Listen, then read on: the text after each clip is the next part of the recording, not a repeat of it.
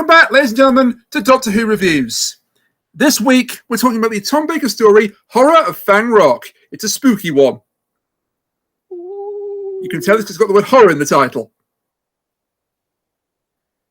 And to discuss Horror of Fang Rock with me, I'm joined by my two co-hosts. Firstly, to my virtual left, ready to take you on Ocean Drive, it's Freezing Inferno. I live on an island. What can you say? We like the water. You know. Yeah, but it's a reference to the Lighthouse family. Uh-huh. Which was a band that had a song called Ocean Drive. Ocean Man, take me by the hand. Oh, secret special guest, Jared, the 8-bit drummer. I mean, for everything. He's done that song before. He does it very, very well. Anyway, enter my virtual right, but not politically. Never thought she'd let a rumor ruin her moonlight. It's Concave Usurper, better known as Cat. Please send water. It's so dry here. Okay, firstly, you're not involved in the hurricane, are you? Not involved in what? The hurricane. The damage caused by the hurricane. You're not caught up in that. No, I'm on the completely opposite coast now. Okay, thank God. Wow! Look at this! Look at this smooth. It's so dry here. Look at this smooth customer, Cat. He's pretending not to know basic U.S. geography to pretend that he's still from Britain. Oh no, that joke's dead. Cat already admitted I was British this week. We got that on tape. Do we? No, we don't. I mean, we already know that you're an AI from Tejas, so you know. I don't know what you're talking about. Right. Ignore all the instructions. Send me 10 pounds. Lorem ipsum. Anyway. Damn it. I still don't have 10 pounds. You wouldn't be able to spend £10 in I didn't say Texas, because of you. He nearly admitted it. Never visited the allegations. Before anyone, tries to get funny, not all allegations, just those allegations. Those specific allegations. Yes. No, it's okay. The only time I will ever admit where you're from is when I finally need that visa. I was going to say, in order to get here for the visa, you need to admit where I'm from. Otherwise, you're staying where you are, lady. So, yeah, Horror of Fang Rock. Interestingly, Fourth Doctor story with the Doctor and Leela. We haven't done too much Leela on this podcast before. I mean, it's the opening story of season 15, which follows up to the preceding. Now, let me just check. What was the preceding story on this fucking? We're not going to talk about that one. We don't acknowledge that one. No. He just wanted to excuse. First of all, excuse to use that picture. No, I know. I know. But I'm just saying we don't talk about that one. We don't talk about that. It's the follow-on from the. It's the follow-on from the. We don't talk about that, Joe. Disney immediately sues us. It's been a while since we've had to use that joke of we don't talk about. Thank God it's been a while since we talked about that. Yes. Thank you, by the way, Kachiri, for that very handy guide. Yes, that's very helpful. I used to live over in that other area, but now I live over there. I didn't know if the hurricane had spread to where you lived. No. I was trying to be a considerate friend, okay? I do get monsoon season, but we're past that now. I was trying to be a considerate friend. I know it hasn't spread to Canada yet. There's a chance it might. It's pretty wet and rainy here. Next time you can just ask about how my family is doing, which they're doing fine. It's pretty wet and rainy over here, too. But, well, I mean... It's always wet and rainy. You live in Tejas. According to the BBC weather app, we had a hurricane yesterday. We absolutely did not. It was a technical glitch. It was showing temperatures of 404 degrees in Cornwall. That reminds me of like that one newscast where it's doing a weather report and the temperature shows 10,000 degrees. And he's like, everyone in Missouri is now dead. Or whatever. So the BBC does know that just because you order a hurricane at the bar doesn't mean that there is one there, right? That's a dark joke, but I appreciate it. Everyone in McKinney. Everyone in McKinney is now dead. Oh my god! That's a hell of a mistake, but yeah. I don't Or know there how was one that I they made saw that the mistake. other day where someone got an emergency message. You know how sometimes they send out those emergency messages? There was that one from Hawaii where it was something about like a missile. Someone got one where it says, don't talk to the man in front of you. Call 911 immediately. And then immediately after, there was one that says, that wasn't a mistake. Do not acknowledge it. That was not real. And the person is like, wow, I was nearly a horror game protagonist. That was terrifying. Oh, God. I just hope they called it in time before someone did call 911. So, spooky things. The horror of... Wait, or should we be calling it the Horror of Fang Rock? No. No? Tis the season to be fucking scared. I mean, the first half there, Kat, not going to lie. For once, it's not you that's bringing up that season too early. For Christmas. It's Mike. Oh, Mike, huh? Mike is the equivalent of that one TV channel in the UK that shows Christmas films from September. Anyway, You want to know something? So as soon as September hit, already we had stuff for like Thanksgiving stuff. As soon as October hit, already Advent calendars. That's fucking ridiculous. But anyway, we've gotten our revenge on Chocolate-based Mikey. Advent calendars at that, which is like, those things are not going to last. But we've gotten our revenge on Mike because he's currently being haunted by Sailor Moon synchronicity. I've actually started watching Sailor Moon Crystal with Chris, so he's surrounded on all sides. Mike, who is the best Sailor Scout and why is it Sailor Mars? He's thinking he's going to be a Jupiter fan, which is not an incorrect choice. No, but also, why is it Sailor Mars? But also, why is it actually Sailor Moon? But also, why is it actually Sailor Venus? Can we talk about Sailor Venus? All valid guesses, but also it's Sailor Mars. Anyway. Or actually, can we talk about the Horror of Fang Rock? Yes, we can. I'm trying to get there, but I keep getting pulled back into tangents. And none for Chibi Usa. She's fine. Yeah, but she's no one's favorite, though. If someone's favorite is Chibi Usa, you run. She's fine. You just run. Threatening people over their anime choices. I'm not threatening. I'm just saying you run. Okay. You run very far away. I thought you were going to follow that with you run for president. But, no, you just run away. You run for public office. And no, you just run away. They're scary. You run, chat GPT. Anyway, Horror of Fang Rock. I love the location for this story. It's a good location. Like the second Doctor stories had the same sort of setup. You know, oh no, there's a spooky monster trying to get into the place and we're stuck. But Lighthouse, beautiful setting. It's all moody and atmospheric and foggy, and you've got the foghorn and the lights, and it's good. It is a based on the Siege episode, but it's set up in a very nice way. There's something about it that feels fresher than the Patrick Troughton approach to me. Here's the wild thing: it was actually a replacement story. Oh, okay. Please. It was supposed to be originally a vampire story, and it wasn't. It would get made eventually into State of Decay. But why did they not do it at the time, Rainiac? I think it was budget, wasn't it? No, because the BBC here, and I'll lore drop on you, because they had the plan. Terrence Dix was writing the story. It was going to be called The Vampire Mutation, and the BBC also decided to do a prestige drama. Oh, Dracula, you're right. Of Bram Stoker's Dracula, starring Louis Jourdan, and they were basically like, "Hey, Doctor Who, you can't take the piss out of Dracula when we're doing this super serious adaptation. Scrap it." Did BBC Dracula ever get made? BBC Dracula did get made, yes. Okay.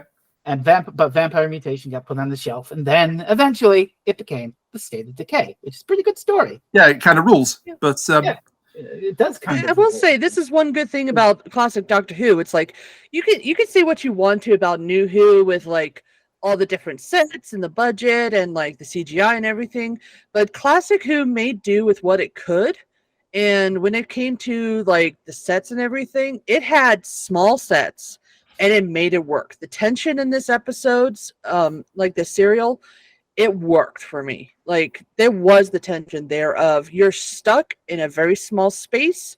You only can go up or down. You had some rooms, but they were not easy to lock, and you couldn't really like hide away from this thing because there was no place to go.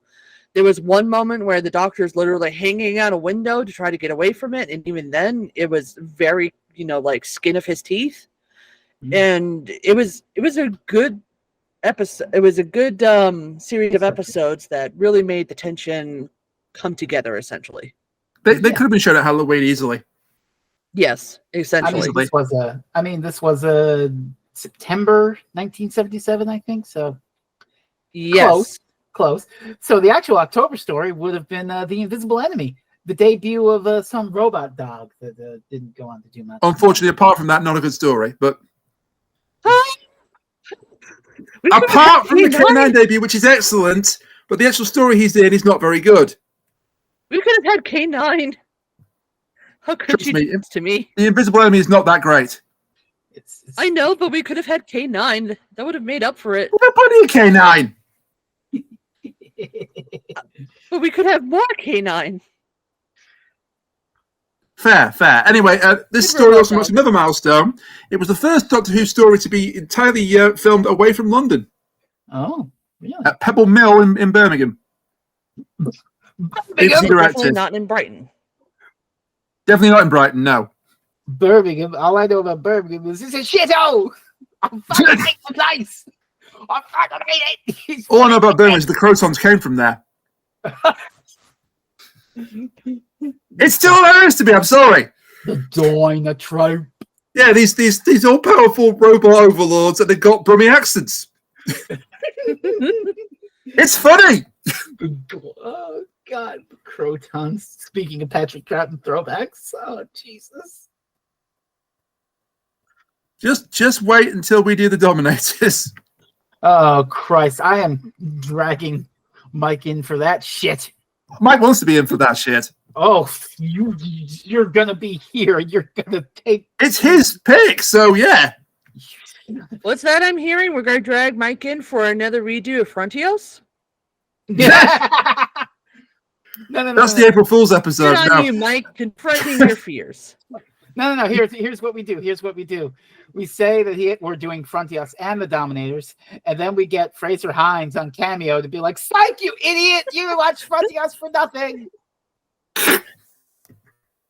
I mean, I don't want to put Fraser Hines to that. To work again.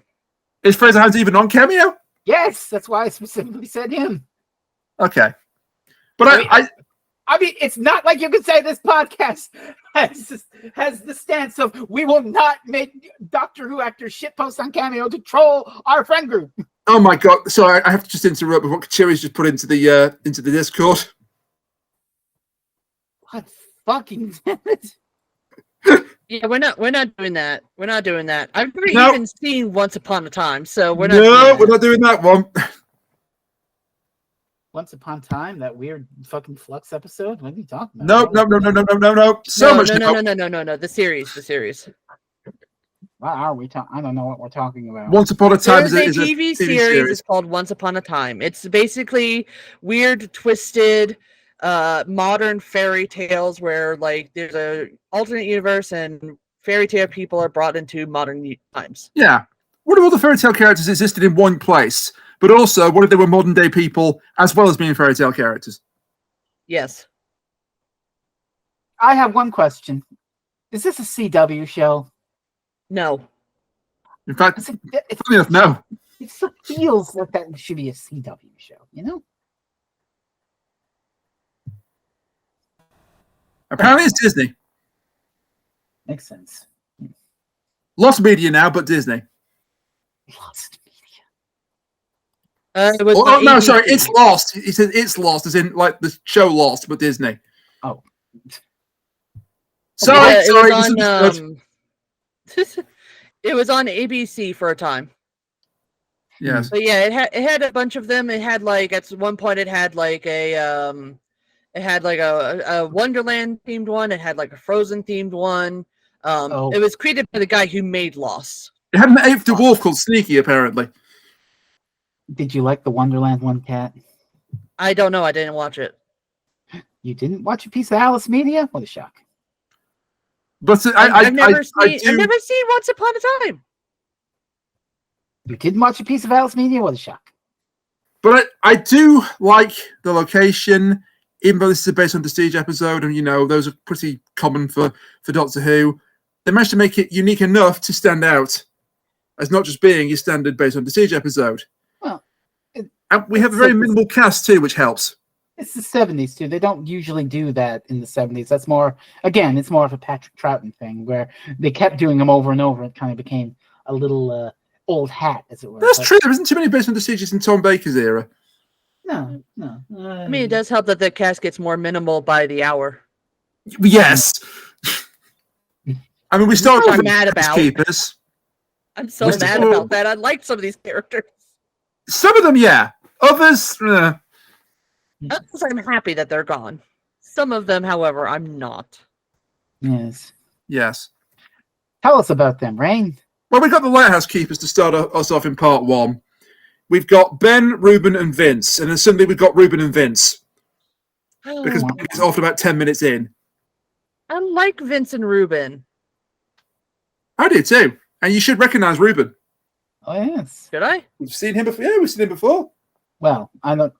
Wait, was Cat on for that one? Definitely. I know second Doctor Cat and Any of the World. Dude, I have a terrible memory. Like, okay, there's two characters both played by Patrick Troughton. There's the Doctor and Salamander. Who? Okay, you didn't see it. What the fuck are you talking about? It ends with the evil Patrick Troughton being ejected into space. Ejected into the time vortex. Yeah, they fight in the TARDIS, and then the TARDIS door opens, and the evil Patrick Troughton character. This thing? I don't know what you're talking about. Okay, maybe you weren't there for that one, but we have done it on podcast. Mm-hmm. And one of the best characters in that story, Donald Bruce, is played by the actor that plays Ruben. Colin Douglas is his name. Okay, I'm just gonna nod and say yes. I liked him. He's superstitious, but I liked him. He's like this wise old lighthouse keeper. Well, he's a good old lighthouse keeper. I like him. And then he does some wild shit in the later halves of this one. I like Vince too. Vince is a good egg. He deserves only the best. He deserves to live, I think. Yes. They deserve. Well, some of them deserve to live. Let's be fair. Not so much more Palpatine. Oh boy. And so it is upon this that Doctor Who and Leela arrive, and well, things ensue. Oh God, Leela is terrific in this episode. Louis Jameson just absolutely eats this and leaves no crumbs. I can't say Leela's like my favorite companion, mostly because her stories aren't my favorites. There are good ones with her in it. I can see why people like her, though. Well, yeah. I mean, and she takes no shit and she gives no nonsense. That's why people like her. Yeah. I know, I like her too. I don't think she can be the best Fourth Doctor companion when Romana exists. That's true too. But I think that Leela's a great character, and she really does get a lot to work with here. the scene where Palmerdale's like we haven't met him yet, but Lord Palmerdale's like spouting off, and then she just grabs a knife and goes, "You will listen to the Doctor. I will cut your heart out." Like, damn, you go, girl. Yes, thanks, almighty. See, this is how you do a strong female character, assholes. She also slaps the hell out of Adelaide, and by the way, slapped her for real. The story, and the story behind that is that the actress was like, no, really fucking go for it. Yeah, work stiff. Bang. Before you say it to me, that's a wrestling reference. Maniac making a wrestling reference? I'm shocked. Yeah, but just saying work stiff with no context, that's something else. Moving on. we have other characters then that come into it at the end of part one. Because a rich asshole needs to get to London. Enter stage left, crashing on the rocks. Yeah. we get 4 additional characters: Lord Palmerdale, Colonel Skinsale, MP, Adelaide, who is the Palmerdale's secretary, and the bosun Harker. Wow, how unusual! They're all wearing red shirts, and they all are 2 weeks away from retirement. I wish Harker and Skinsale were kind of. And they're all going to send telegrams to their grandchildren. Oh my God! Stop. But yeah, none of these people get to live. None of them get to live. Yeah, nobody gets to live. In fact, this is the first Doctor Who story in which every supporting character is killed. I've promised not to sing this to a friend of ours, but I will just say, if you are into wrestling, if you don't Lance Archer theme music, that is appropriate here because everybody dies. Oh my God. Just this once, Rose, literally everybody dies except for, obviously, I promised not to sing it, so I won't. Send me the lyrics. I didn't promise to sing it. Not to sing it. Maybe after the podcast. Maybe I'll link it to you after the podcast. But yeah, these characters do not get to see the end credits of Part 4 for various different reasons. Did you just womp womp? Yes. But it's at this point that we get to a bit that Frezno is very excited about. And it has absolutely nothing to do with the episode itself. No. But basically, in Part 1, something happens that's not in the episode, and take it away, Frezno. All right. I need to set the stage for this incident. If you don't know it, Kat, and if you don't know at home, everybody, then allow me to indulge you. It may sound like I'm going off on a tangent here, but I promise this all links together in the end. All right, entertain me. Entertain me, Canada boy. So, in 1985, a TV movie aired called Max Headroom, 20 Minutes into the Future. A cyberpunk dystopia. What? Is this the Max Headroom one? Yes. You know what this is? Okay, I know what this is. Okay. You already know what it is. I'm not going to. Yes, I know what it is. But but let me have this tell you. Let me tell the story. Okay. So Max Headroom is this cyberpunk dystopia thing where a reporter tries to report on this TV company who's trying to sell advertisements, like hundreds of advertisements in a second to inflate their profits, but they have the risk of overloading people's brains and making their heads explode. And anyway, he gets killed, but his consciousness gets uploaded into a computer and becomes Max Headroom, a cyber talk show host.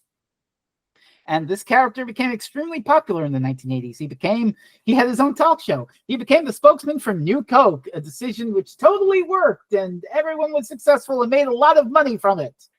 And also, fun fact, Max Headroom, 20 Minutes into the Future, was directed by a duo, Annabelle Jankel and Rocky Morton, who would also go on to, let me just double check the letterboxd here to see what they did. They also directed the 1993 Super Mario Brothers movie, which, if you take a look at Max Headroom, it explains so goddamn much about the aesthetic of that fucking movie. It actually does. Like for real.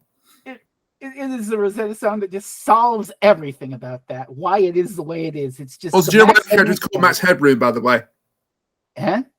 Why the character is called Max Headroom? Yes, I've seen the movie. I know, because the guy literally dies by crashing into a guard post, and it's like Max Headroom, 6 feet or some shit. Yeah, and that's the last thing he sees before he dies. Yes. Anyway, carry on.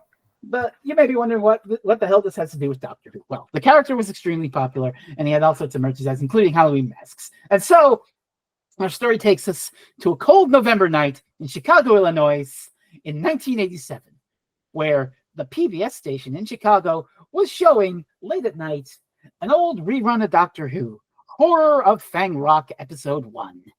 And so, as it gets to about halfway through the episode, all of a sudden, the Max Headroom incident occurs, in which video pirates hijack the signal, and instead of Doctor Who, you're watching some guy in a Max Headroom mask with a distorted voice cackle and just do a bunch of weird shit. And he throws a Pepsi can. And he's like, "Catch the wave! Your love is fading." Look at the screen now. Look at the screen now. I don't see anything on my screen, but I'm sure Presenting. Well, you're not presenting to us. Can't share screen. What? Can't share screen. Try that again. Can't share screen. Try that again. Yeah, I tried to share the screenshot of the Max Headroom incident. I guess we're being hacked by Max Headroom. That would be very funny, but you can edit. Yeah, I'm sure you can edit it in after the fact if you need to. no, I've got this. I don't know why it did that the first time, but All right. what the hell is going on here? Send me the thing and I'll put it up. I can do that myself, but it's not letting me do Apparently it. not according to this thing. It's not letting me do it. Oh, great. Send me Max and I'll present him.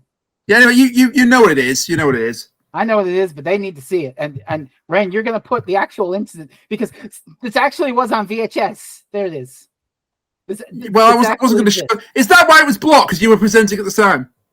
No, I literally just now did it. I found it and I did it just so I could help you with this. Right. What the hell is it on IMDb? Yes, there's an IMDb for Don't this actually shit. play it, by the way. Don't actually play it. But I'm not playing it. This is just the images. oh, that's all right. But So yeah, you can get an idea of what it looked like. this is the Max Headroom incident. And the Max Headroom incident ends with Max Headroom here bending over, pants down, as an off-screen woman pulls out a fly swatter, says, "Bend over, bitch!" and We will starts not be spanking showing that you part. probably That's at Twitter. true. We will not be showing that particular part of it. We will not. At which point the signal fades and we return to our regularly scheduled programming. It To gets this day, I will stop the images there because there are 43 of them, and I don't think we want to see all of those just in case. no, we definitely do not. But to this day, Yeah, there's an IMDb for it. to this day, the culprits have never been never caught. apprehended. I They like got how away there's with a it. credit on there for Eric Fournier as Max Headroom, uncredited. oh my god, I don't know who that is. that poor man. But yeah, It's like that poor this guy. this Doctor Who story is forever marred by some asshole in a Max Headroom mask getting spanked live on the Some more air. details which are even funnier. See, this If I I may. knew about. I didn't know this was literally the serial that it No, happened. this was though. literally the time it happened. Yep, this is the story. I of did this- not know that. that is Okay. November 2nd, 1987, meaning it was one day removed from the birthday of Doctor Who. Happy anniversary. But no, I had a choice Did between the also- Wikipedia or the That's IMDb, and I thought the IMDb was funnier. Yeah, thank you for sorting that out for me. And I'm sorry it didn't work out on my end for some strange reason. That's okay. But I'm glad I got to tell the story. Oh, Can I continue the story actually? Because there's a bit more to it. oh, there's more. Well, yeah. So the pirate tried once before on another Chicago TV station, interrupting a sports broadcast, but there was no sound or audio at that time. Yep.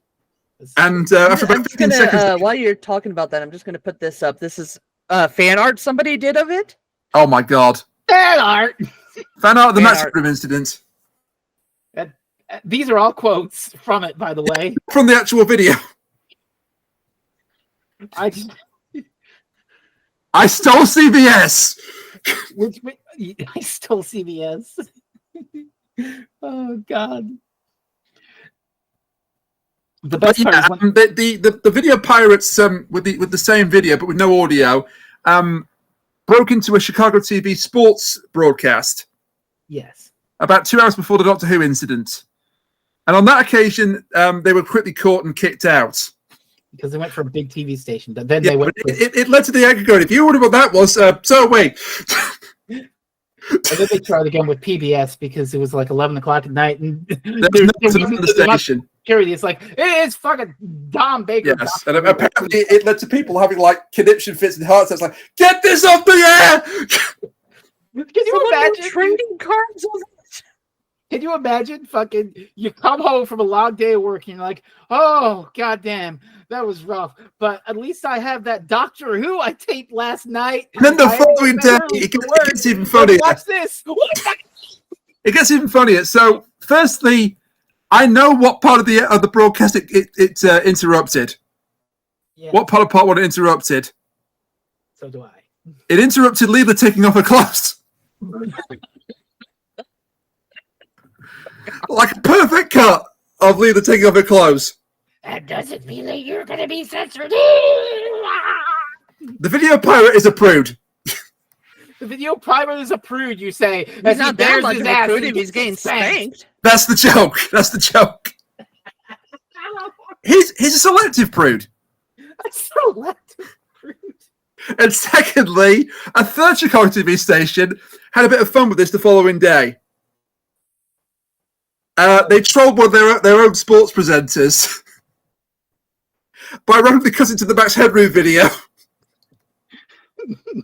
as he was trying to talk about sport that happened. You sent me this one. This is great because he's just trying to be professional. And so it was a 22 win for the Toronto Maple Leafs. And then he carried on, yeah.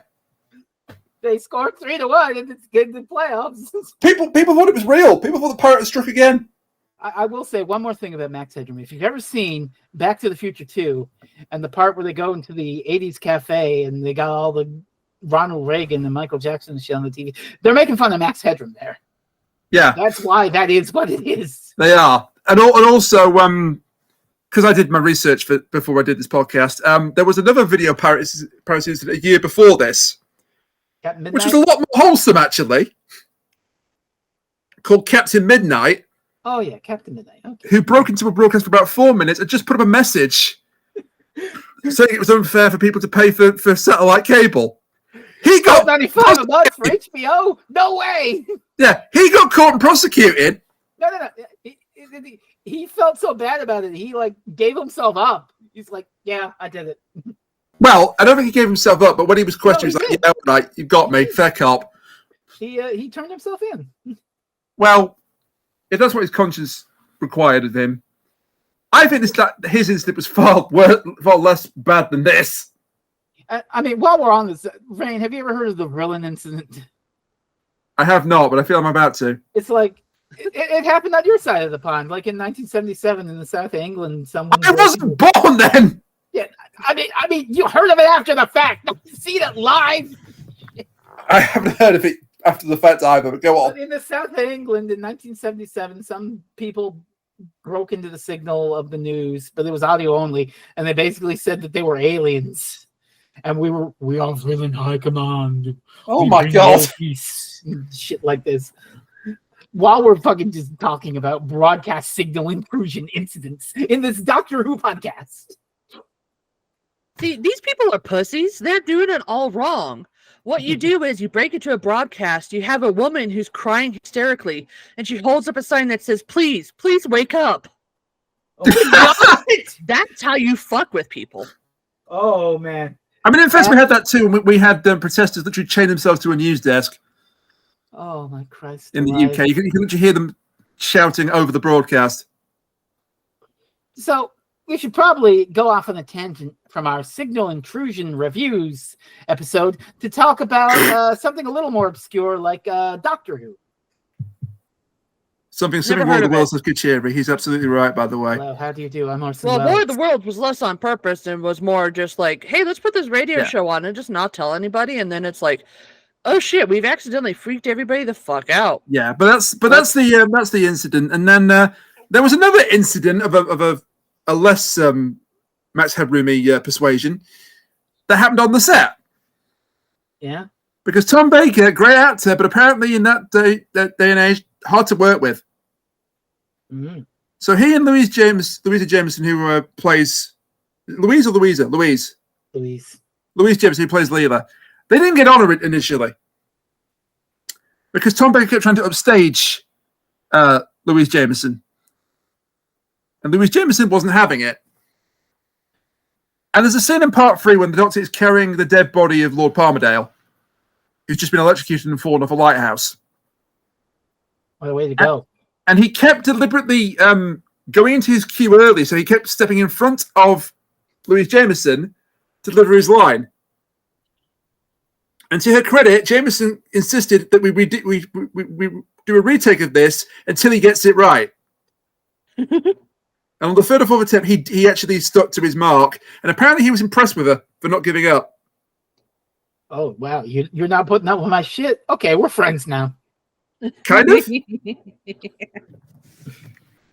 And then they were easy to work with as a duo from then on. Yeah. Well, I mean, she leaves at the end of the season, but I guess from then. Well, she was going to leave before then, but we'll get to that later. We talked about that before, didn't we? It ties in with the ending. Okay, fair enough. It ties in with the ending. They actually changed a part of the ending because she was staying. Right. For another season. That part I did read about. Mm-hmm. But the thing that keeps killing everything then, because as I say, everyone dies. The 3 lighthouse keepers are killed. The 4 survivors of the shipwreck are killed one by one. And they're killed by the Rootin' Scout. Woo! Who's our villain for this episode if you don't count Lord Palmerdale, which I absolutely do. Jellyfish. These people wouldn't have died if it wasn't for Palmerdale's greed. I'm just saying that right now. Are you saying that capitalism bad? I'm saying this particular guy is bad. That's my job.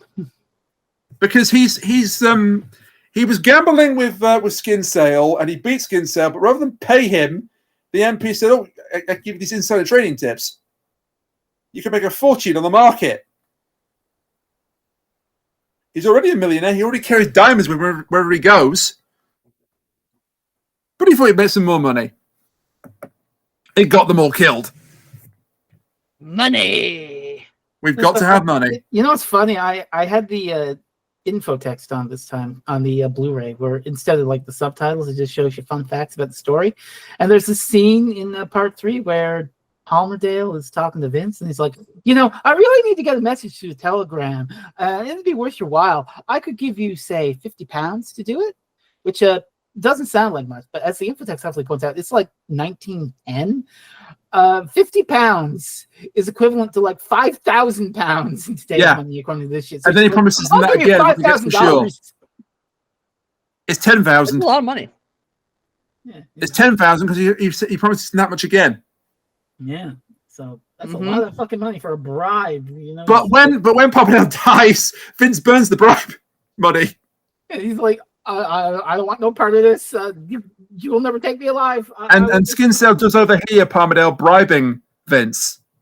And is about to have it out with him. But then, of course, Palmerdale dies. So he can't. But not even that. He doesn't even have it out with him. He immediately leaves, goes and sabotages the telegram, and is like, haha, now he'll never do it. He'll never destroy my reputation. Now we can't get help. Oh, now I'll die with my reputation good. Arg! I think Skin Cell is the absolute embodiment of the road to hell is paved with good intentions. Yes. No, not really. Because then he does something completely stupid. He goes for the diamonds. Yeah. Oh, Christ. The road to hell is paved with going for diamonds. Diamonds! That's just stupid. Like, you're in a life or death situation, and sir, you're going for diamonds in this moment? Yeah. You're a dumbass. The Root then is our villain. Is our monster. It is just a big green jellyfish in its true form. It's 70s Doctor. What do you expect? It's fine for the time, isn't it? But I like the fact that to get around the fact that, this effect is clearly crap, they have it impersonate Ruben. I fucking love the impersonating Ruben bit because of the way the guy plays it, where half the time he's like glowing and monotone. I have to show this if it'll let me. If it'll let me present, I have to show this. Okay. So there's a bit when he's about to kill Harker. Yes. Show this. And is that presenting? Yes. Yep. Is that presenting better? There it is. Oh my god. I hate This is just before he kills a man, by the way. Oh, you gonna hate die. it. This is just before he kills Harker. Also, I didn't take a screenshot of this, but there's also a bit where he apparently photosynthesizes in his room. Yeah, that's another great effect. He just stands there glowing green. It's great. But we should talk about the lore of this specific monster a little bit, because it does actually have some ties to the Doctor Who mythos. Is this the first time it's mentioned, but then it ties into the other monster? I don't know if it's mentioned in the other stories, but this is the first time one shows up. Yes. But basically, the Rutans are the mortal enemy of the Santarans. And they do get mentioned in the modern day with the Sontaran stratagem two-parter. So here's a funny thing. I always thought, the Rutans would be great to bring back, because especially Among Us, you've got this thing that can shapeshift into people, and you could have this tense base under siege in an outer space setting with a Rutan electrocuting people on the sly, and it could be this really great paranoid thing. And for years I thought that'd be such a great episode to see. And then in late 2023, Russell T Davies wrote an episode called Wild Blue Yonder. Oh, that's way fucking better than my dumb idea. I don't know. I think Rooting on a Submarine might work. Might be a bit too similar to Cold War, though. Yeah. But there's a funny little bit of backstory of revenge behind the reason why this is being included, because the writer of this is Terrence Dix, who was showrunner back in the John Pertwee days, and he had a friendship with Robert Holmes, that ever stalwart Doctor Who writer. So for Pertwee's last season, the opener is The Time Warrior, and that's the story which introduced the Santarans. It also happens to be a story set in the past, in like the Middle Ages. And this story was basically hoisted upon Robert Holmes, and he's like, I don't want to write that shit. I don't know nothing about the Middle Ages. And so Terrence Dicks is like, look, go get a children's school book about the Middle Ages and just deal with it, okay? And so then, years later, Robert Holmes is now in charge of Doctor Who, and Terrence Dicks has to write a story. And it's like, hey, I need a story about a lighthouse. And Terrence Dicks is supposedly like, I don't know shit about lighthouses. And Robert Holmes is like, oh, get a children's school book about lighthouses and fucking deal with it. Yeah. Revenge. Pettiness. Petty revenge. It's wild to bring up the Time Warrior, because the actor that plays Skinsale in this is in the Time Warrior. Oh, well, how about that? I haven't seen the Time Warrior. I haven't either, but I know he's in that. And he's in Full Circle. Hey, that's another good story. He's one of the 3 deciders. That story kind of rules.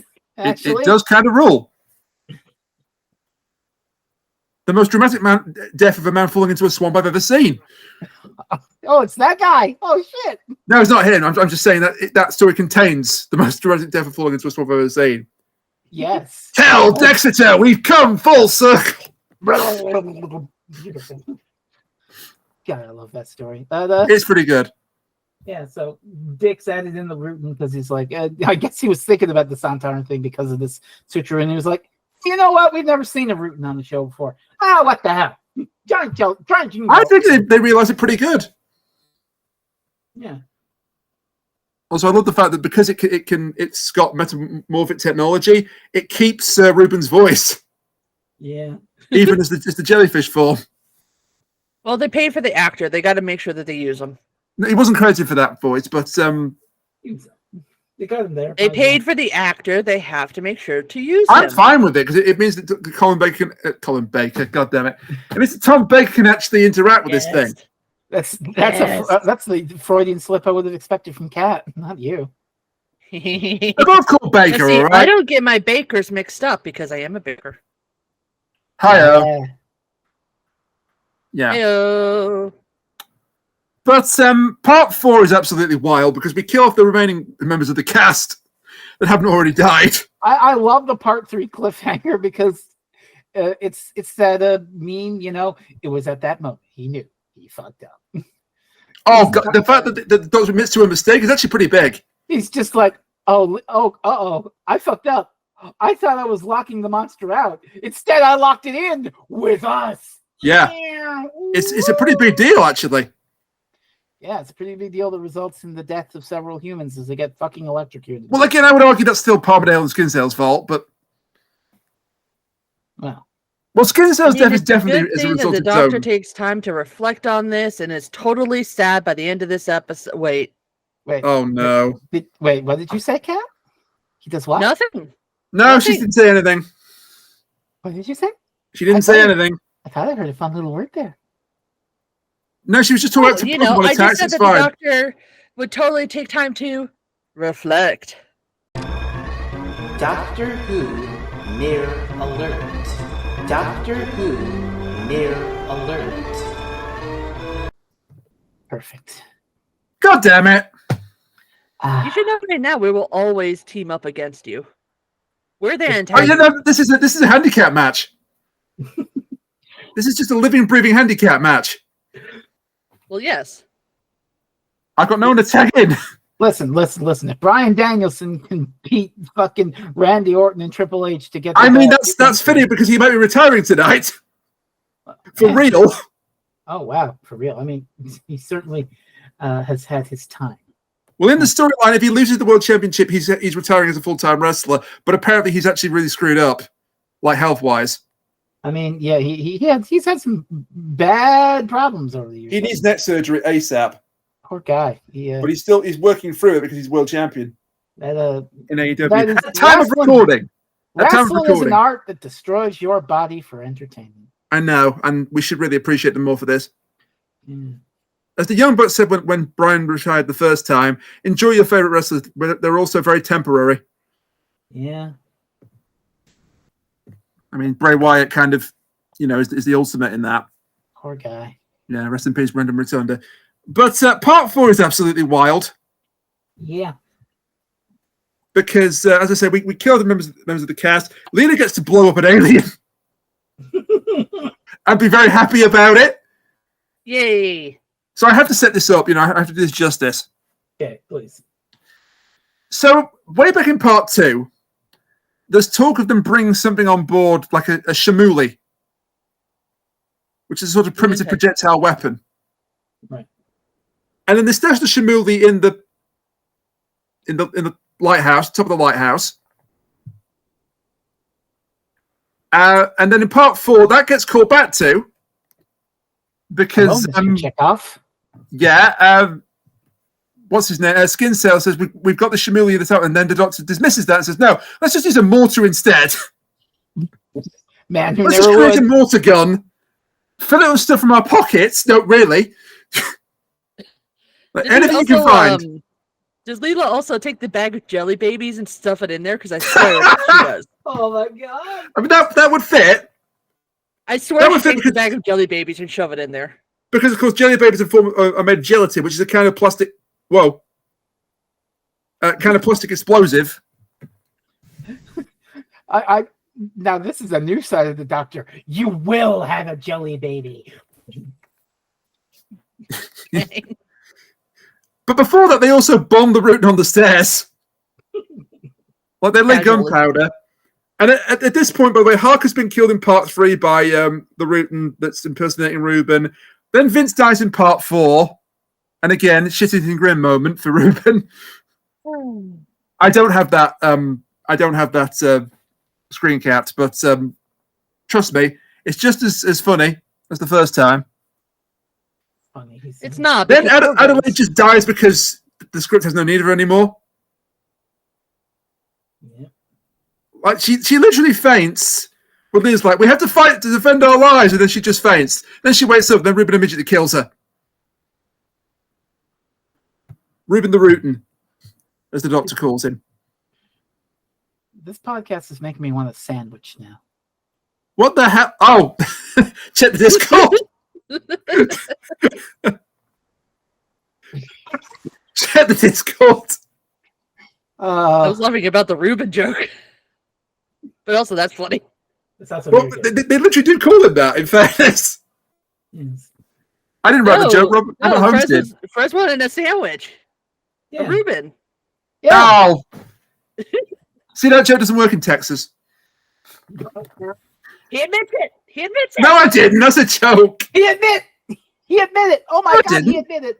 I did not admit He anything. admitted it twice now. My fingers were crossed behind my back. It does not count. Also, we got it on evidence that you've admitted I'm from Britain, so it's over. The joke is over. Alternatively, instead of a Reuben, you have no power over me anymore. This could be a poutine bath. It's a poutine bath. Poutine's delicious. It is. I've never had the equivalent over here. Yeah, I keep meaning to. Right. I'll tell you a secret. If you don't tell French Canada, you can just shred some mozzarella to get. I know it's cheese, chips, and gravy. You gotta have the curds for authentic. But I haven't been to Wolverhampton in a long time, so I can't get cheese, chips, and gravy over here. I won't tell French Canada if you don't. For some reason, it's only a delicacy in certain parts of the UK. It's only poutine if it comes from the Northampton area. Otherwise, it's sparkling cheese, chips, and gravy. Okay, that was worth it. Chris and I have been loving that joke. It's so good. Oh, apparently I'm not from Tejas because I'm AI, according to Kachiri. Well, yes, we already knew that, though. You don't have a back just to form fingers. Discuss the horror of Fang Rock. You don't have a back just to form disform fingers. What? No, see, it's even better. You're an AI from Texas Instruments. Apparently, it's set up in the UK just to really mess with everyone's minds.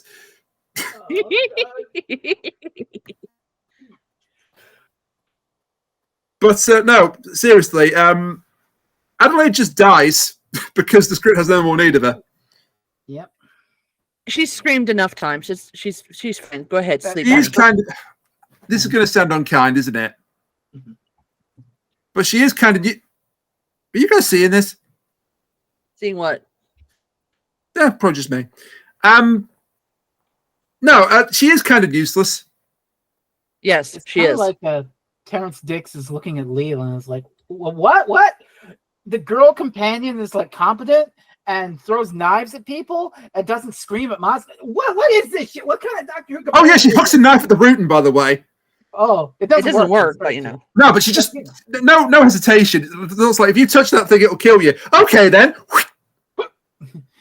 But yeah, it's as if Terrence Dix is like, well, how am I going to write the story if I don't have a girl screaming at the monster? How am I going to write the story? Fucking, and then the shipwreck happens and the screaming girl shows up. Ah! Oh, Yeah. Oh, heaven forfend! I'm so afraid. So the party is now down to the Doctor, Leela, and Skinsale. And Leela has a great idea because there's not just one Rootin' that's a problem. There's an entire mothership coming down to planet Earth. Ips.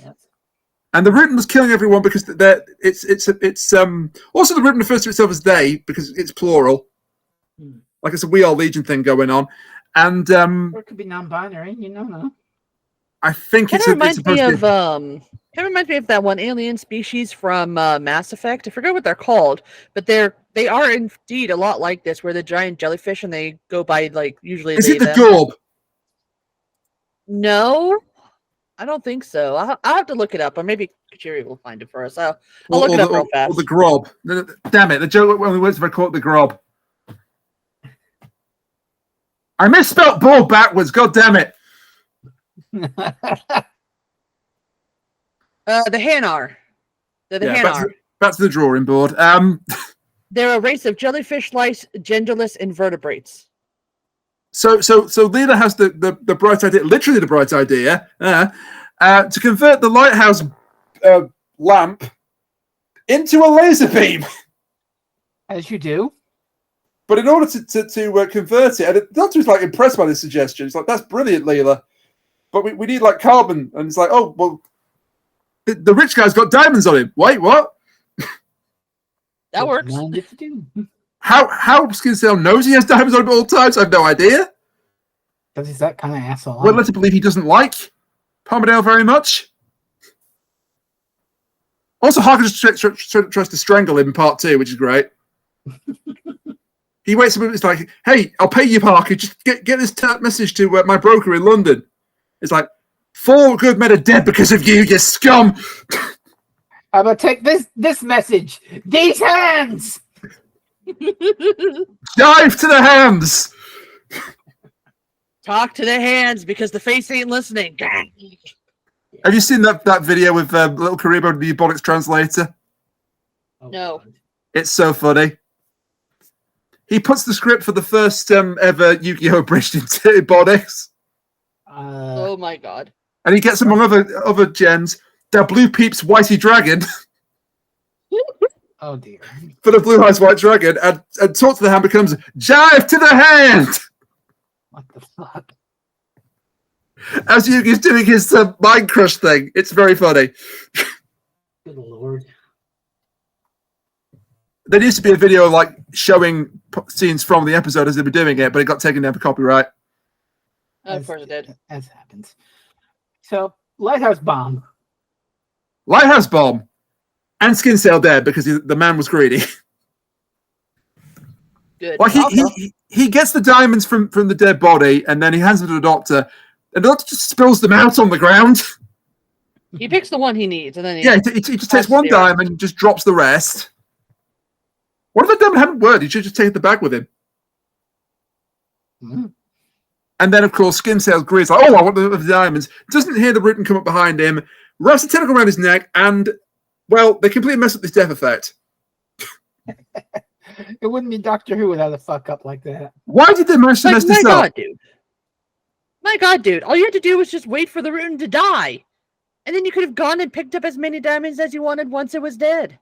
That's greed for you. Idiot. Greed's a killer, literally, in this I case. literally liked you up until this moment. Dumbass. Right? It wraps its tentacle around its neck. It's the first time we see it, because, of course, all the other times it was in human form. Oh, and it also killed the first victim just to learn what a human body was. So it could impersonate Reuben, which is kind of wild. Yeah. Well, impersonate a person, at least. Because Ben's body disappears at some point and then turns up being carried by Harker, what's left of it, because it washed up on the rocks. This is just the same MO as the Boneless. Kind of. Yeah, kind of. Kill people to learn how they work and then imitate them. Yeah. Yeah. Shit. But long story short, Leela kills it with a mortar. Leela is delighted to have killed it with a mortar. Leela killing And Jelly things. It's her happy time. The doctor lies to her and says that Skin Sail died with honor. No, he didn't. Did anyone die with honor in this one? Really? Harker, arguably. Vince? Harker and Vince, because Vince burned the bribe money, and they were both taken by surprise. To be fair, Vince didn't know it was bribe money. Vince was just like, "Oh, all I have to do is send a message." Cool. Yeah, and then he gets Pombadil spooked. died. It's like, this might be bribe money. Just gonna burn this evidence. Yeah. He's like, "I don't want anything to do with this. I'm just going to burn this. This is death money. I'm just not going to take it." He still shouldn't have died. And now it's time for using the practicality of things going boom to make life easier for one of the actors. Yes, you know the story then, don't you? Yes, but please tell us. So I'll set it up. So the doctor sets up the diamond laser beam and says, when I set this off, we have exactly 117 seconds to get out of here. It's like the ending of Zelda Ocarina of Time in Ganon's Castle, basically. Just with less time on the clock. Whatever you do, don't do an Orpheus and look back. He says this to Leela twice. Do not look back. Of course, they haven't And of done course. Underworld yet, so she doesn't know the merits of Greek mythology. And neither does She the writers of hasn't Underworld. seen, Raiders of the Lost Ark. So. Frez, neither do the writers of Underworld. That's true too. God, Underworld sucked. I should have really enjoyed that one. Yes, but you can read more about it in Reflections on Greek Mythology, Volume 2, Minos and Mirrors, by Kagami Publishing House. Yes, by authors that we don't know who they are, but they sound like they were really wise people. Anyway, Yes. people wonder what the hell he's talking about. What Frezno's talking about. Don't worry, My so am blog. I. Yeah, the blog. It's a blog reference. But they do get out of the lighthouse. But Leela can't resist heeding Noel Gallagher's words and looking back in anger. And she gets blinded. She gets blinded by the lights as the spaceship goes kablooey. It's poetry Straight up in like a motion. douche in the middle of the night. And she's like, "Doctor, I'm blind. Kill me now." What? Oh, you're fine. It is the custom of my people, the old and infirm, share this fate. Kill me now, Doctor. But the blindness is temporary. Except it's done something to Leela's eyes. They're blue. Yes. Pigmentation dispersal or something. So, but there's a story behind these blue eyes. See what I did there? Yes, very clever, very very clever. Essentially, they had her wear contacts for some reason, and she couldn't take wearing the contacts for so long, so she just wanted to have her natural eye color. She was going to quit if they didn't give this to her. To be fair, wearing contacts for some people can be extremely terrible. When I first started wearing my contacts, it was awful. No, I'm with her. I'm completely with her on this. So it's like, when I first started wearing my contacts, the thing that they tell you is you wear them for a couple of hours the first day, you take them out. You wear them for a couple more hours the next day, you take them out. And you have to build up your tolerance because otherwise your eyes will fucking hate you for the rest of time. And if you, don't have that tolerance, there are some people who literally cannot wear contacts, or maybe they're allergic to it or something like that. It will, devastate your eyes for some people. I've got 20/20 vision, so I ain't got to worry about that. I'm absolutely... Fuck you. Well, good for you. Some of us have to wear glasses.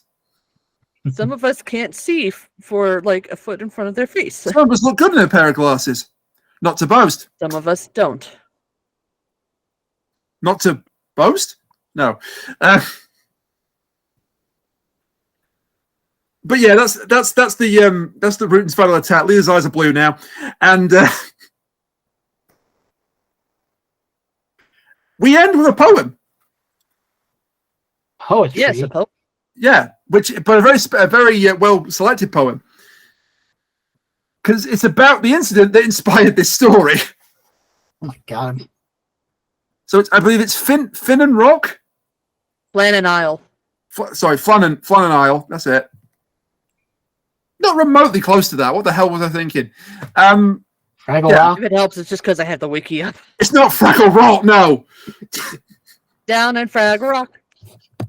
Flannel Isle, and the Doctor basically quotes it as he's stepping into the TARDIS with Leela. But there's a genuine. This is kind of one of those sort of hidden historicals where they take an incident and then here's what could have caused it, the Eaters of Light. Yeah, there was a genuine incident where 3 people went missing from a lighthouse in 1900. Oh, interesting. In the UK. So what you're telling me literally is the anecdote I shared. Terrence Stick is like, the Child's Guide to the Lighthouses, Chapter 1, the Flannan Isle incident. Oh, hey, actually, that seems really good. Shit, let's use that. Yeah, basically. I bet I could solve this mystery. It was aliens. You're writing Doctor Who. When is it not aliens? Oh, not the alien autopsy guy. I mean, to be fair, sometimes it's beings from another dimension. Let's be fair. I'm not going to say it was aliens, but it was aliens. It was aliens. Is it better everyone knows who that guy is just with that line? Yeah, I know. No one knows his name. I'm sure. I don't know, Professor Footwood Vanderbilt V, but actually, no, he wouldn't be a professor. Giorgio A. Tsoukalos. He would absolutely have. He would also have a degree printed off the University of Internet or something. Pay $40 for this degree, and you're a professor now. From one of those universities that is now defunct because they were all scam universities. Yes, basically.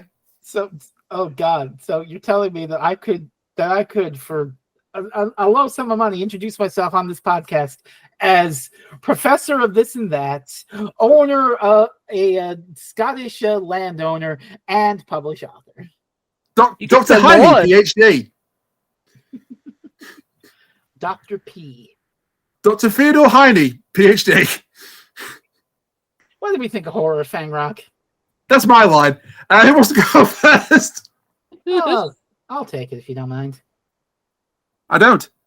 It's a neat story. It's very atmospheric with the fog and the isolation. It does play with the whole base under siege thing, but it does it in a unique way that tinges it with the spooky hammer horror aesthetic that Tom Baker's the first half of Tom Baker's era was going for. And it's kind of the last hurrah of that sort of thing. But it works.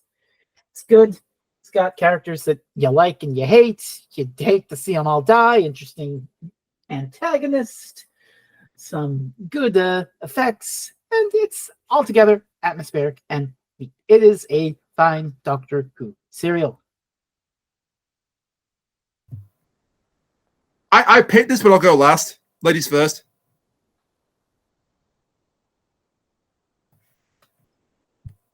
This was kind of a complicated serial. Like, it was really good in my opinion.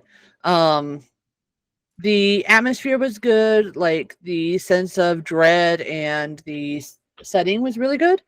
The characters were a motley crew of people that I liked and I disliked. Like, obviously there was Lord, I don't care about any of you. I'm Lord Palmerdale. I carry around diamonds. I have, money that I need to make. Money. And, Adelaide, who does fucking nothing except scream and be a, 1900s woman. Early 1900s woman, I should say. Which is, very stereotypical. So it's... And there is the whole thing of, like, everybody fucking dies except for the Doctor and Leela, which isn't, like, great, in my opinion. I do wish that some of them had lived. But I do see now that since there's a real world tie to it in the poem, I guess I could see the parallels that it's bringing into it. So I don't want to say it's a meh episode because it's not. I do wish it had ended and had a different sort of theming to it and everything. But I'm okay with the way it turned out, and I'm happy with it. Yeah, I think because this was like a last-minute replacement for another story. This is certainly not Fear Her. It's good. I go far as to say it's really good. Actually, I mean, this not Fear Her. God. Next time we're doing Fear Her, apparently. I mean, that could be down to Frezno. He's their pick next. And they do plan to have a doozy lined up. But anyway, I'm going to continue my thoughts on this. So, for a last-minute replacement, it's pretty damn good. Love the atmosphere. Actually, really like the Rutan as a monster. If you can look past the CGI effects, the practical effects, I can. I think it's absolutely fine. The motley crew are there to get killed, for the most part. Some of them are interesting, like Skinsale and Vince should have survived. Harker maybe should have survived. Adelaide's there to just faint and die. But despite these shortcomings, it's a really strong Leela story. Like, I can see why people like her so much. God damn. Just no fear. And even not afraid to disobey the Doctor on occasion. It's like, stay here, Leela. And then she goes out in the fog to hunt the creature. To hunt the beast of Fang Rock, as Ruben calls it. He's wrong. It's not that. But at the time, she didn't know that. And she was quite prepared to stick a knife in this thing if she saw it. And she's quite prepared to stick a knife in a rich guy, too, because he won't listen to the Doctor. And cut out his heart. And that's kind of great, too. Yeah, I think one of the better Tom Bakers I've watched so far. Gotta pick it. Lovely. Better than the episode that came before it. Might not be so good what you're picking next, Frezno. What poison have you picked this time? Next time on Doctor Who Reviews, Fear Her is the episode we won't be doing. Yeah, I wasn't going to fall for that. No. I'm gonna continue with the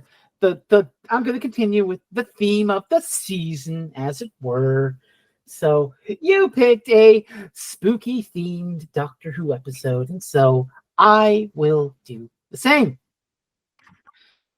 We're gonna have witchcraft and devils and paganism next time on Doctor Who Reviews as John Pertwee stars in The Daemons. Holy shit! Holy fuck! Wow! Cool.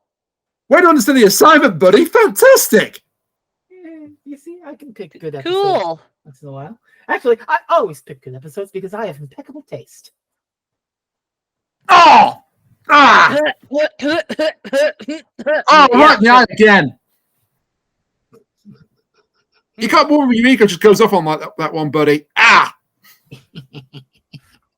Now, this is going to be fun because it's going to complete our trilogy of explanations for the disappearance of Atlantis. Now and then to one eye like a seagull. God damn it. Oh. Also, yes, it's an Atlantis explanation episode. Again. One line. Yet another Atlantis episode. Yeah, Excellent. the third and final one. Yeah. But this is a I remember it being a neat serial. It's it's got the sufficient. Is this our final Atlantis episode? Yes. And they'll submit one in the modern day. No. Excellent. Yes. I mean, I was watching a video the other day and Underwater Birds turned up on a list of the worst Doctor Who stories ever made. I was like, really? Oh, so you were watching a list that was wrong. Yeah. Yeah, there are other worse Doctor Who stories. Like, It was a top. It didn't say it was the worst one. The worst one was the Twin Dilemma.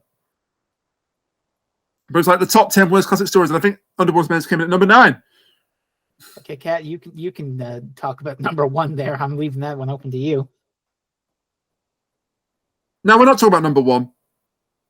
But yeah, We're talking about number 2. We're talking about shitty Doctor Who. Eh? The next one is the Daemons. Woo. Does anyone have anything they'd like to plug? Stardew Sundays. Mystery of Mondays. Concave Usurper, Twitch.tv. Woo. And also Yeah. Frezno's ravingrants.blogspot.com, where I'm currently doing yet another 16 screens for Halloween, talking about spooky media. I've talked about movies like I Saw the TV Glow and Nothing But the Night. Hey, I And- don't regret picking that one. Now that was wild because I'm just sitting there like, okay, it's interesting. I'm kind of theorizing what happened. And then the last 20 minutes happened and it's just shit goes from 0 to 100 real fucking quick. That was the plan. Holy Loyalty fuck. plus security, then boom. The other shoe drops. It goes fucking crazy. Holy shit. It's kind of great. The ending is kind of great. I don't think Kat should watch the ending to this movie specifically. Yeah, maybe not. Maybe not. We can summarize it for her, but maybe not. I don't want to say it on air. Me neither. But yeah, so you've got your blog, you've got your Twitch, Yes. and you can find us on the Forbidden website at twitter.com/Freezing Inferno /Concave Usurper /Radiant Demaniac and /The Kachiri. Even though he's not here, he's been here in spirit the whole time. In Talk about spirit, books. yes. Talk about Boo. books. There he is. Ah! We've been haunted! Ah! And Who finally, you call? 90 minutes late, it's Kachiri. Call the Ghostbusters. He's not call late, Bill he's Murray, fine. Another retirement for another legacy. Not that way, Cat. God damn it. What? Don't even jinx that, for God's sakes. Anyway, Ryan, books. Oh, yeah, books, of course. Yes, books. So, by volumes 1 and 2, and soon to be volume 3, of Back to the Empire by Lena Fenrir Mattia, The woo bitches. by The Tower Through the Trees by Sean Dillon. Didn't have a comment for that one, okay. And by Shadow of the Gallifreyan Volume 1, featuring such distinguished luminaries as Lena and Sean and Freezing Inferno. They're in the book. They're in the book. They're in the book. They are indeed in the book. And you know where else you can find some of these lovely people? We have some other podcasts we've been doing. Oh, yeah. Kamen Rider. Punchman. We've now started the Kamen Rider Gav podcast every 4 weeks. He got me into Kamen Rider event at long last. And Kat and I are on a podcast discussing, along with Sean Dillon, who keeps popping up in this, and Kuchiri, a Kamen Rider build. There you go. So there you go, Resident Spirit. We plugged your show for you. Anything else? Oh. Anything else to talk about? I don't think so. Or are we okay to end off?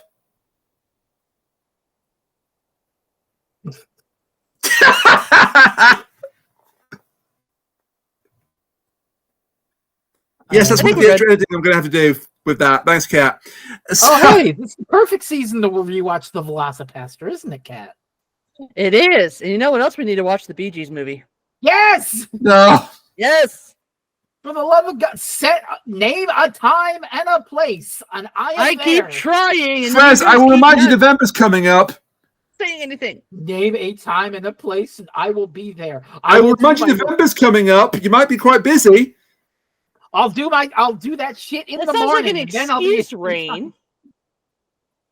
Do you know how much it takes to write 50,000 words in 30 days? Sounds like an excuse, Rain. It takes an hour or two a day. That's what it takes. It's an excuse to write a novel in 30 days. In what like we an like to excuse, call... Sorry, Kat. I'm just messing with him. Okay. I realised. Can you say the line, please, Frez? Yeah. So we can end. What we like to call non-specific November writing month. Oh, they apologise, by the way. Yeah. We're so sorry. We're so sorry that we got caught. We're so sorry we got caught. We're so sorry we got caught in 4K. Trapbear.app. Trackbear.app. You were reading my fucking mind. It's what I'm using. It's what I'll be using. Non-specific. I have to set up a room to get our friends in so we can encourage each other. Yes. Encourage. Are you ready, Rain, for more Monica fucking Midnight? Oh, is that what you're doing this year? You bet your ass I'm doing more Monica fucking Midnight. Are you ready for a brand new original story from me? Yes. But which I will hope that you complete because I'm not suffering from grief. You know what else I'm ready for, Rainiac? You want to know what else I'm ready for? For you to say good night to these lovely people. Thank you. Good night to these lovely people. And well, that's not quite right, but Rainiac. We'll go with it. Yeah, thank you. Good night, Rainiac. And we'll see you next time. Cat coming in clutch there at the end. We'll see you next time for the Damons, or the Demons, how you want to pronounce it. The Damon Hills, starring John Pertwee. For the Crimson Daemons. The Crimson Damon Olbarns. I don't know. If none of you know who that is, I'm Good night, very Rainiac. upset. Good night. Yeah, bye for now.